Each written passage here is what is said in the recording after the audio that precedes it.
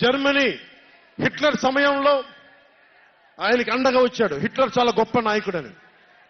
ఎందుకు చెప్తా ఉన్నానంటే జగన్ కోసం 98% చాలా అన్ని వర్గాల్లో కూడా జగన్ వంటి వెళ్ళారు.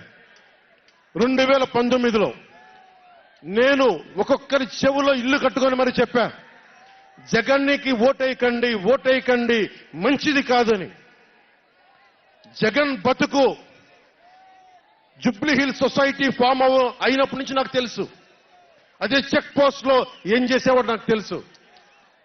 కాంటికి రెస్టారెంట్ బంజారా హిల్స్ లో ఏం చేసేవాడు తెలుసు. మాట్లాడితే నా వ్యక్తిగత జీవితం గురించి మాట్లాడుతూ ఉంటాడు.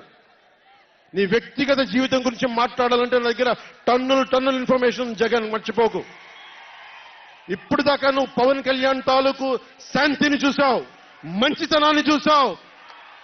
జగన్ నీకు యుద్ధాన్ని ఇస్తాను, మర్చిపోకు. యుద్ధం. మార్టిన్ నిమోలర్ ఒకటే చెప్పాడు, జెండా దించు జెండా.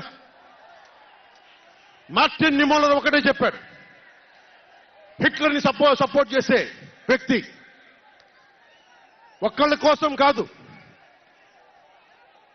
సోషలిస్టులు వచ్చినప్పుడు నేను సోషలిస్ట్ కాదని చెప్పి హిట్లర్ ఎస్ఎస్ సైన్యం సోషలిస్టుల కోసం వస్తే నేను సోషలిస్ట్ని కాదని చెప్పి వెనక్కి వెళ్ళిపోయాడు. సహకరించలేదు, ముందుకు రాల వాళ్ళు రక్షించడానికి. కమ్యూనిస్టుల కోసం వస్తే నేను కమ్యూనిస్ట్ని కాదని చెప్పి కామ్గా ఉండిపోయాడు.